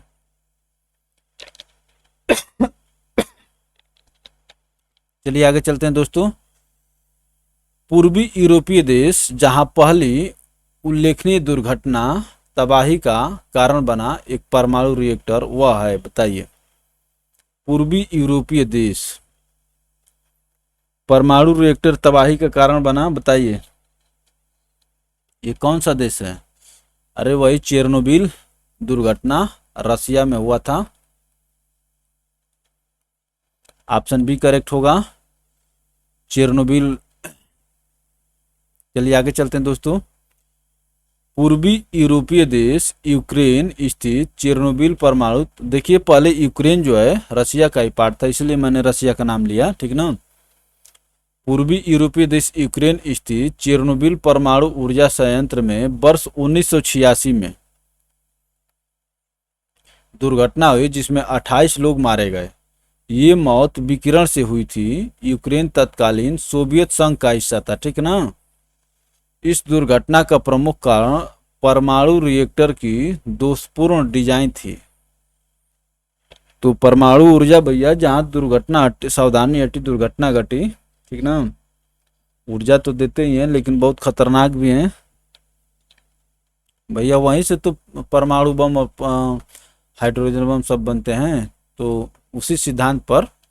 चलिए आगे चलते हैं दोस्तों। 1986 याद रखिएगा। क्वेश्चन नंबर 48 के आंसर करिए। निम्नलिखित में से किस राज्य में बहिनी दरबार समाचार पत्र महिलाओं द्वारा और महिलाओं के लिए प्रकाशित होता है? बहिनी दरबार महिलाओं द्वारा और महिलाओं के लिए प्रकाशित होता है। 48 का यह है मध्य प्रदेश में प्रकाशित होता है। ऑप्शन डी करेक्ट होगा। चलिए आगे चलते हैं। बहिनी दरबार हस्तलिखित समाचार पत्र हाथ से लिखा गया है, ठीक ना। मध्य प्रदेश के रीवा जिले के भदौरा की महिलाओं द्वारा महिलाओं के लिए लिखा जाता है। दभौरा की महिलाओं द्वारा महिलाओं के लिए लिखा जाता है। यह मासिक समाचार पत्र है। यह 7 महिलाओं उषा, जन्मावती, निर्मला, गुड़िया, सविता, सुषमा और रचना द्वारा तैयार किया जाता है। इसके अधिकांश लेख स्थानीय बघेली उपभाषा में लिखे जाते हैं, ठीक ना। तो बहिनी दरबार ये उस समय चर्चा में रहा होगा, ठीक है ना। और ये हाथ से लिखा जाता है, ठीक ना। हाथ से लिखा हुआ समाचार पत्र है। चलिए आगे चलते हैं दोस्तों। भारतीय नौसेना में सर्वोच्च स्थान पर कौन सा कमीशन्ड अधिकारी होता है? भारतीय नौसेना में सर्वोच्च स्थान पर बताइए। तो नौसेना अध्यक्ष को क्या कहते हैं बताइए। आप थोड़ा सा वर्तमान नौसेना अध्यक्ष का नाम याद रखेंगे तो उन लोगों के सामने जो लगाया जाता है एडमिरल। ऑप्शन सी करेक्ट होगा। एडमिरल सर्वोच्च स्थान का कमीशन्ड अधिकारी होता है, जबकि जनरल जो है थल सेना का सर्वोच्च अधिकारी होता है भैया, वही आर्मी। और वायुसेना में क्या कहता है? एयर चीफ मार्शल भारतीय वायुसेना का सर्वोच्च कमीशन्ड अधिकारी होता है। तो ये जो है अपने अपनी सेनाओं के प्रमुख होते हैं, अध्यक्ष होते हैं, एडमिरल, जनरल और एयर चीफ मार्शल। चलिए आगे चलते हैं दोस्तों। दृष्टि विकलांग हेतु राष्ट्रीय संस्थान निम्नलिखित में से कहाँ अवस्थित है? दृष्टि विकलांग नेत्र वाला बताइए। ये जो है देहरादून में है। ऑप्शन बी करेक्ट होगा, ठीक ना। दृष्टि विकलांग हेतु राष्ट्रीय संस्थान देहरादून में है। चलिए आगे चलते हैं दोस्तों। यह एक सामाजिक न्याय एवं अधिकारिता मंत्रालय भारत सरकार के अधीन एक स्वायत्त संस्था है। वर्ष 1982 में इस स्वायत्त संस्था का दर्जा प्रदान किया गया था।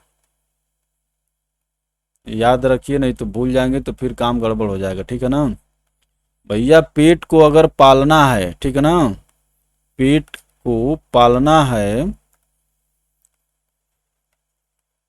तो पेट निकालना पड़ेगा, ठीक है ना। ये एक चल रहा है, इस समय नारा चल रहा है कि पेट को पालना है तो पीटी निकालना होगा। पीटी नहीं निकालेंगे तो साल भर राज्य सरकार की भर्तियों से वंचित रह जाएंगे और काम हो जाएगा गड़बड़। एमटीसीआर का गठन किस वर्ष हुआ था बताइए। क्वेश्चन नंबर 51 का आंसर करिए। एमटीसीआर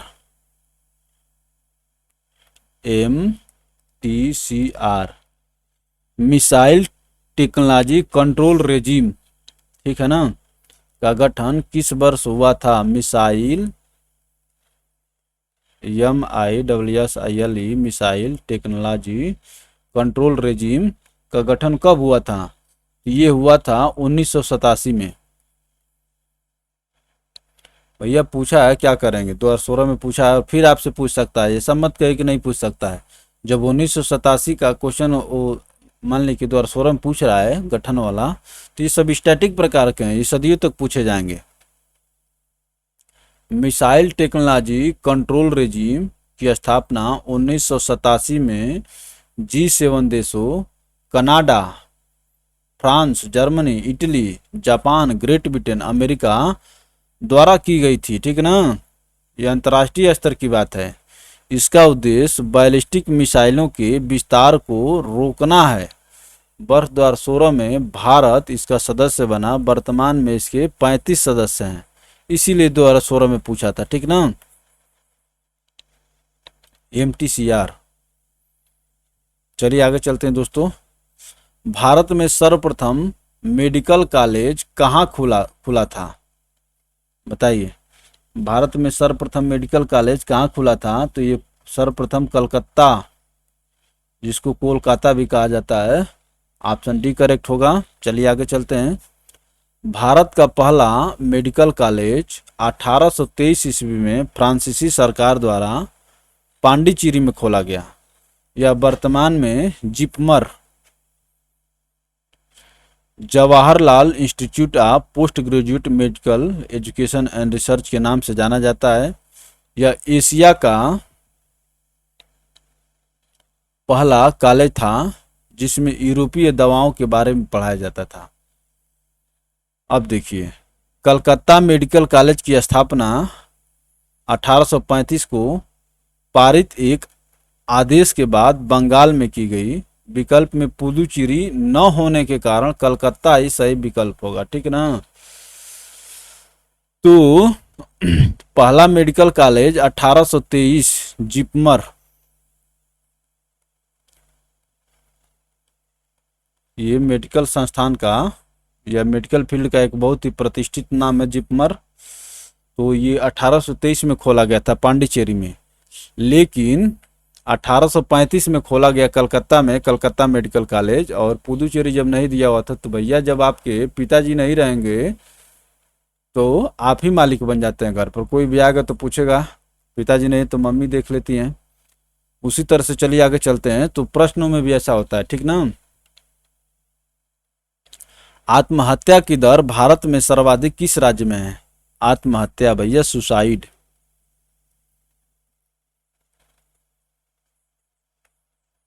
सुसाइड की दर सर्वाधिक किस राज्य में है? किस राज्य में सबसे ज्यादा लोग सुसाइड कर रहे हैं? 2016 की घटना थी, बताइए। तो ये जो है सिक्किम में, ऑप्शन ए करेक्ट होगा। चलिए आगे चलते हैं। राष्ट्रीय अपराध ब्यूरो एनसीआरबी की रिपोर्ट के अनुसार वर्ष 2019 में आत्महत्या की सर्वाधिक दर सिक्किम राज्य में 33.1 व्यक्ति प्रति लाख। 1 लाख में 33 लोग आत्महत्या कर ले रहे हैं वर्ष में, ठीक ना। और ये विकल्प में दिए गए अन्य विकल्प में आंध्र प्रदेश, महाराष्ट्र और उड़ीसा में आत्महत्या की दर इतना इतना और इतना है, ये कम है, ठीक ना। संख्या के आधार पर सर्वाधिक आत्महत्या महाराष्ट्र में की गई, ठीक ना, संख्या के आधार पर। जबकि तो भाई कोई चीज संख्या से नहीं होता है, ठीक है ना। जबकि अन्य राज्यों में सिक्किम, उड़ीसा और तमिलनाडु में इसकी संख्या क्रमशः इतनी इतनी थी। तो सिक्किम की जनसंख्या कम है, इसीलिए ये प्रति लाख जनसंख्या में ज़्यादा हो गया, ठीक है ना।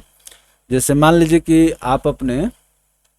आप जानते हैं कि प्रति कैसे निकालते हैं। जैसे मान लीजिए कि आपके परिवार में 4 लोग हैं और वो 50,000 कमाते हैं, तो और किसी परिवार में आमदनी तो परिवार में सदस्यों की संख्या हो गई 10 और 60,000 कमाते हैं, तो कम हो गया ना, 6,000 रुपये पर व्यक्ति कमा रहा है। जबकि 50,000 में 4 लोग लगभग 12,500 हो गया एक आदमी का।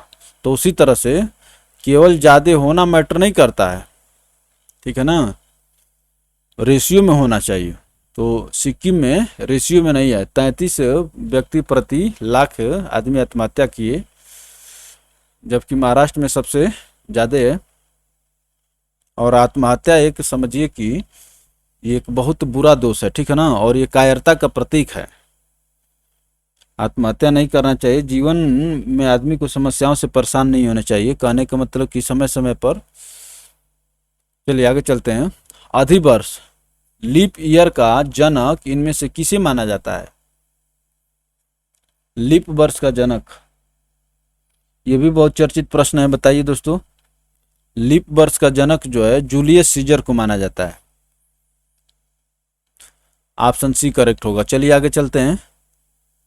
अधिवर्ष लीप वर्ष उस वर्ष को कहते हैं जिसमें 366 दिन होते हैं। वास्तव में एक वर्ष में 365 और 365 सही 1/4 दिन होते हैं, ठीक ना। 365 दिन प्लस 1/4 दिन होते हैं, किंतु 365 दिन ही गिना जाता है एवं उसके स्थान पर हर चौथे वर्ष, यहाँ जब 4 का गुणा कर देंगे तो ये 1 हो जाएगा, इसीलिए 66 हो जाता है। चौथे वर्ष पूरा दिन जोड़ दिया जाता है, जिससे हर 4 वर्ष पर एक वर्ष 366 दिन होते हैं, जिससे अधिवर्ष या लीप वर्ष कहते हैं। अधिवर्ष का जनक जूलियस सीजर को माना जाता है। उन्होंने प्रसिद्ध नक्षत्रवेता सोसिजेंस की सलाह लेकर प्रथम बार इसका उपयोग किया। प्रसिद्ध नक्षत्रवेता सोसिजेंस की सलाह लेकर इसका प्रारंभ किया था। चलिए आगे चलते हैं दोस्तों। आंग्ल समाज में हत्या कब तक अपराध नहीं मानी जाती थी, बताइए। आंग्ल समाज में हत्या कब तक अपराध नहीं मानी जाती थी? ये हो गया 14वीं शताब्दी तक। ऑप्शन ए करेक्ट होगा। आगे बढ़ेंगे दोस्तों। आंग्ल समाज में हत्या को लगभग 14वीं शताब्दी के अंत तक अपराध नहीं माना जाता था। वर्ष 1390 तक मानववध होमिसाइड की कुछ घटनाओं को अपराध की श्रेणी में नहीं रखा गया। 1390। चलिए आगे चलते हैं दोस्तों। आदमी का लालच अपराध का प्रभावी कारण है, यह किसका कथन है? जब आदमी का लालच बढ़ जाता है तो आदमी कुछ गड़बड़ सड़बड़ करता है, गलत काम करता है। वही कह रहा है कि आदमी का लालच अपराध का प्रभावी कारण है। यह किसने कहा है बताइए? ये प्लेटो का है, प्लेटो। ऑप्शन सी करेक्ट होगा। चलिए आगे चलते हैं दोस्तों। आदमी का लालच अपराध का प्रभावी कारण है, यह कथन महान दार्शनिक प्लेटो का है। ताजमहल को किसके प्रभाव का खतरा है बताइए? अम्लीय वर्षा हो रही है ताजमहल पर, बताइए, जिससे उसका रंग पीला पड़ रहा है। तो ये जो है सल्फर डाइऑक्साइड, ताजमहल को सल्फर डाइऑक्साइड से खतरा हो रहा है। आगरा में ताजमहल के पास वायु में सल्फर डाइऑक्साइड तथा नाइट्रोजन ऑक्साइड का स्तर काफी उच्च है। इसका मुख्य कारण है इस क्षेत्र के आसपास कई औद्योगिक कंपनियां तथा विद्युत संयंत्र। निम्न कोटि के कोयले का प्रयोग भी इसका प्रमुख कारण है। इन्हीं कारणों से हो रही अम्लीय वर्षा इसके सुंदर पत्थरों का क्षरण कर रही है, जिससे पत्थरों की चमक अब कम होती जा रही है। ठीक है ना, पीलापन होते जा रहा है। तो सल्फर डाइऑक्साइड और नाइट्रोजन ऑक्साइड ये डाई नहीं है, ठीक है ना। चलिए आगे चलते हैं दोस्तों। प्राचीन काल में मध्य प्रदेश के कतिपय साड़ी बुनकर लंबे नाखून रखते थे तथा उनमें चीरा लगाते थे, नाखून से चीरा लगाते थे, ताकि धागों को मरोड़कर बढ़िया किस्म की साड़ी बना सके। ये साड़ियाँ क्या कहलाती हैं बताइए? ये साड़ियाँ क्या कहलाती हैं? तो यह है मध्य प्रदेश में चंदेरी की साड़ी प्रसिद्ध है, ठीक है ना, और ये हाथ से बुनाई की जाती है। तो वही कह रहा, प्राचीन काल में मध्य प्रदेश के कतिपय साड़ी बुनकर लंबे नाखून रखते थे तथा उनमें चीरा लगाते थे। तो चंदेरी की साड़ियां बहुत प्रसिद्ध है दोस्तों। चलिए आगे चलते हैं। दिए गए विकल्पों में पोटाला साड़ी गुजरात में, संबलपुर साड़ी उड़ीसा में और चंदेरी साड़ी मध्य प्रदेश में तथा ढाकाई साड़ी बांग्लादेश में बनाई जाती है।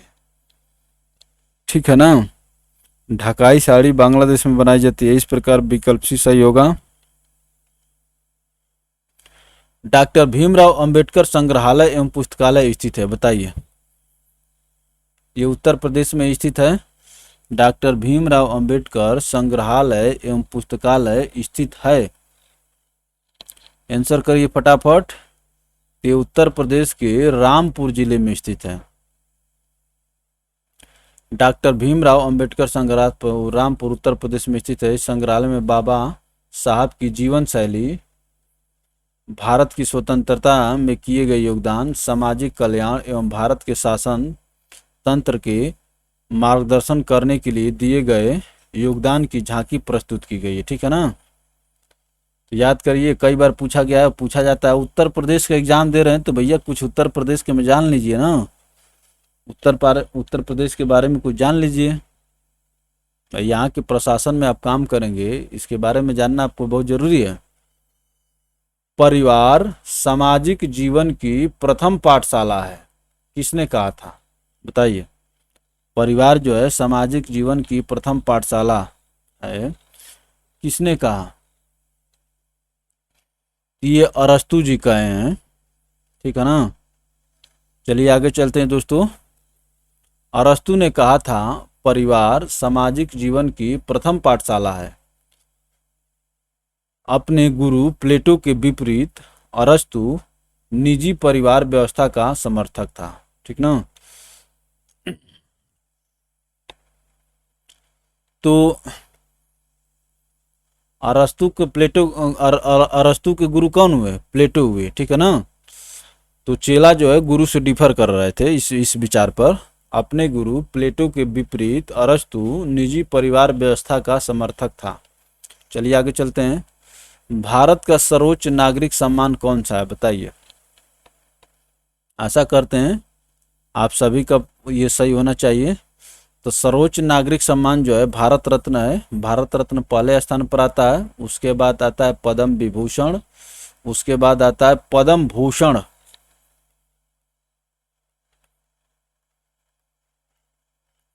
पद्म भूषण तीसरे नंबर पर और पद्म श्री चौथे नंबर पर आता है, ठीक है ना।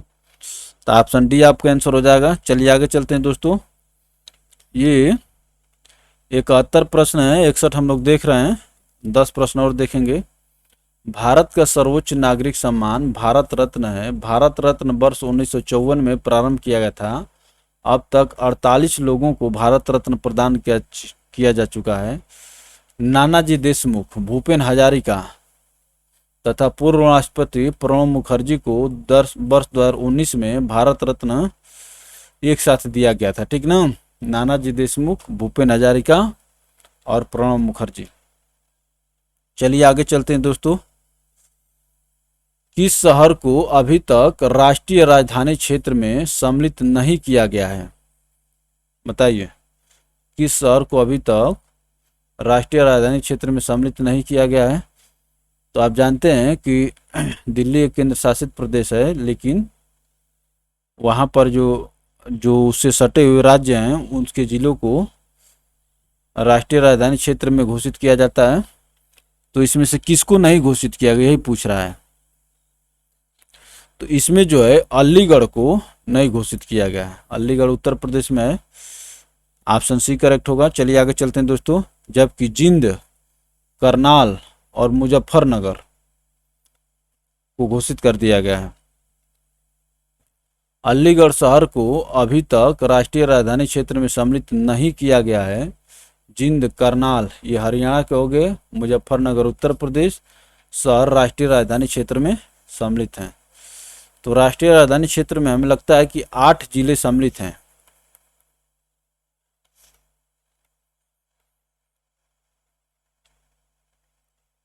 चलिए आगे चलते हैं। 1 एकड़ में कितने वर्ग गज होते हैं, 1 एकड़ में कितने वर्ग गज होते हैं, बताइए।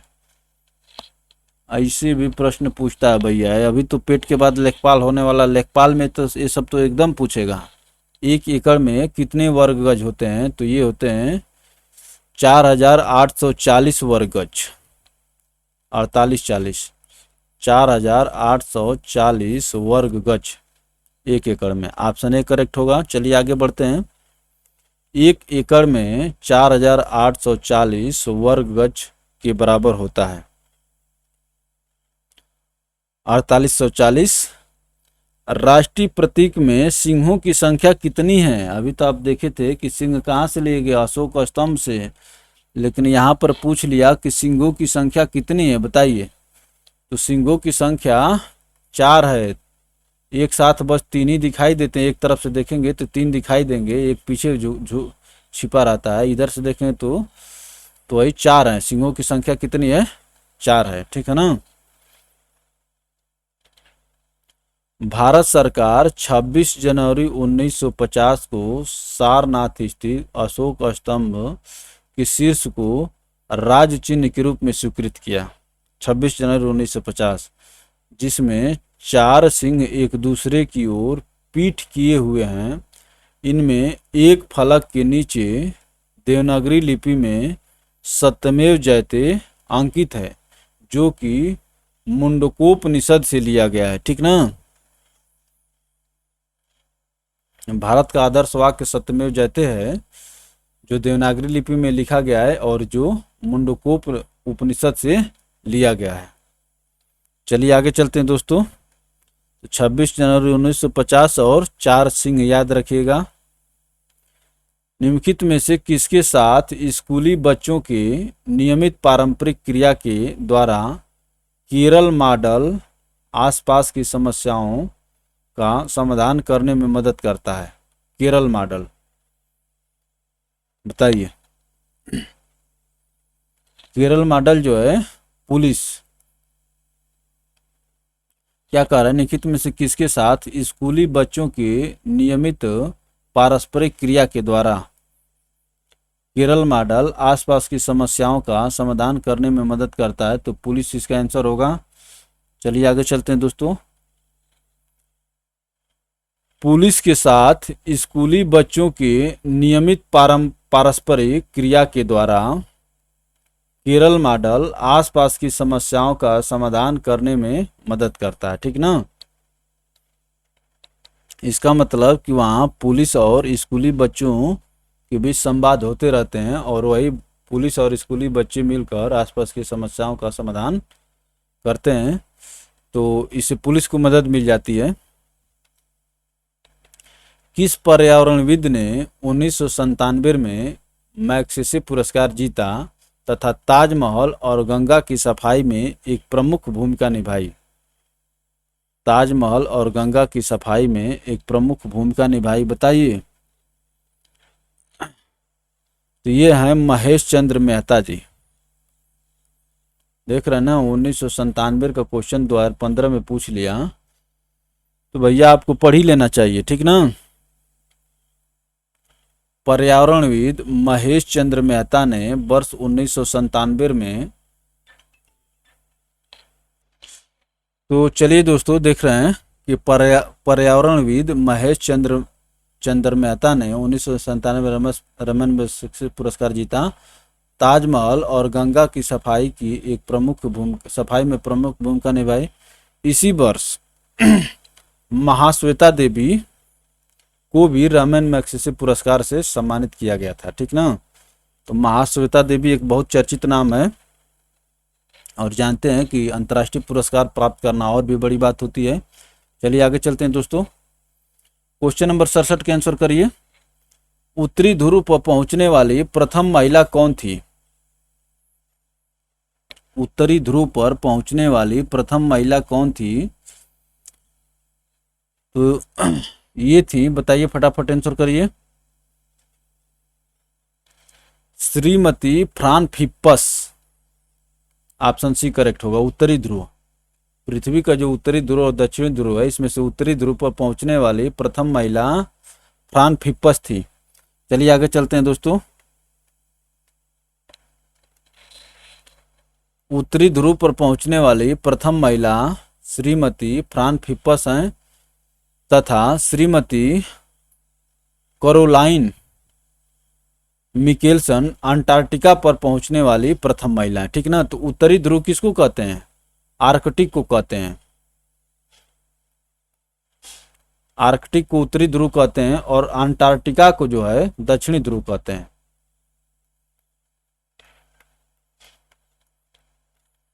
तो वही कह रहा है कि उत्तरी ध्रुव पर पहुंचने वाली प्रथम महिला श्रीमती फ्रांफिप्पस और दक्षिणी ध्रुव पर Caroline Mickelson.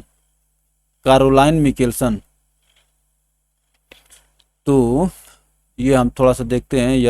Yes north south, और यप हो गया, और ये हो गया, ये हो गया। तो चलिए नॉर्थ साउथ और यप और के, यप पहले आता है और के बाद में आता है, तो इस तरह से थोड़ा सा हेल्प मिल जाएगी परीक्षा में, ठीक ना। तो फ्रांफिप्पस और कैरोलाइन मिकेल्सन। चलिए आगे चलते हैं दोस्तों। भारत में अन्य भाषाओं के गजनथंग, वादियां, आदि जोहर जैसे शिष्टाचार के शब्दों का क्या अर्थ है? भारत की अन्य भाषाओं के गजनथंग, वादियां, आदि जोहर आदि जैसे शिष्टाचार शब्दों का क्या अर्थ है? तो इस शब्दों का अर्थ पूछ रहा है। भिन्न भिन्न भाषाओं में जो प्रयोग होते हैं उन शब्दों का अर्थ, तो इनका अर्थ होता है धन्यवाद, ठीक है ना। यह अन्य अन्य भाषाओं में धन्यवाद कहने का तरीका है। गजनथंग, वादियां, आदि जोहर। भारत की अन्य भाषाओं के गजनथंग, वादियां, आदि जोहर जैसे शिष्टाचार के शब्दों का अर्थ धन्यवाद है। चलिए आगे चलते हैं दोस्तों। क्रीमी लेयर संबंधित है, बताइए। लास्ट से दूसरा प्रश्न है ये, इसके बाद एक और प्रश्न बच जाएगा। क्रीमी लेयर संबंधित है, तो आप जानते हैं कि क्रीमी लेयर किससे संबंधित है। ये ओबीसी में होता है। ओबीसी का जब सर्टिफिकेट या ओबीसी कैटेगरी से जो लोग बिलोंग करते हैं उसको जानते होंगे। सामाजिक और आर्थिक हालात से, ठीक है ना, ऑप्शन सी करेक्ट होगा। जिनकी आय जो है 8 या 8.5 लाख से ज़्यादा होती है उनको क्रीमी लेयर में ओबीसी में रख दिया जाता है, और नीचे वालों को आपके सर्टिफिकेट पर क्रीमी लेयर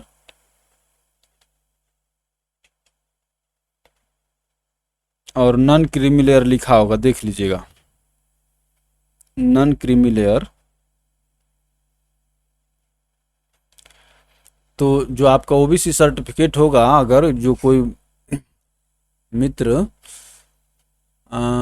ओबीसी से बिलोंग करते होंगे तो देखेंगे कि उनके सर्टिफिकेट पर क्रीमी लेयर या नॉन क्रीमी लेयर जरूर लिखा होगा, ठीक है ना। चलिए आगे चलते हैं दोस्तों।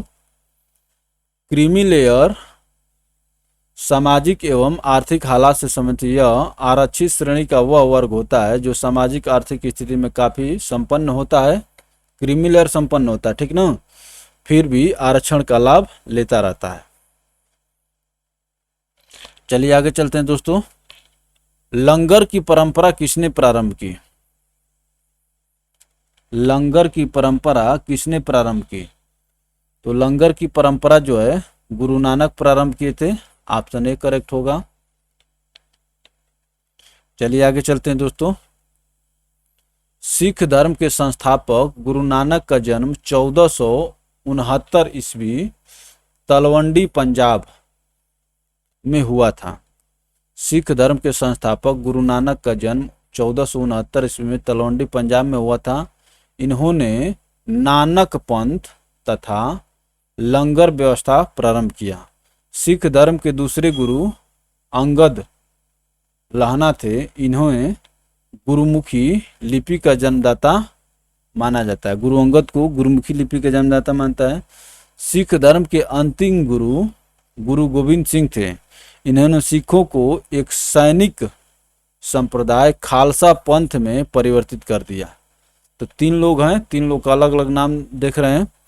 तो गुरु नानक सिख धर्म के संस्थापक 1469 तलवंडी पंजाब में हुआ था। इन्होंने नानक पंथ तथा लंगर व्यवस्था प्रारंभ किया। और दूसरे गुरु गुरु अंगद हुए। इन्हें गुरुमुखी लिपि का जन्मदाता माना जाता है। और सिखों के अंतिम गुरु गुरु गोविंद हुए, ठीक ना।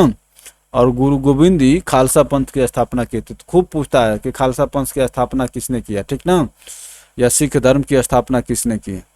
तो आप इसको देखेंगे, नाना अंगद गोविंद। तो चलिए दोस्तों, ये रहा आज का अंतिम प्रश्न और बहुत अच्छा लगा। तो दोस्तों, वीडियो अगर अच्छा लगे तो लाइक करके शेयर कर दीजिए ताकि आपके दूसरे मित्र तक पहुंचे, और चैनल को सब्सक्राइब करके घंटी के आइकन को प्रेस कर लीजिए ताकि आपको हर एक वीडियो का नोटिफिकेशन मिलता रहे। अब हम लोग मिलेंगे अगली वीडियो में, तब तक के लिए धन्यवाद।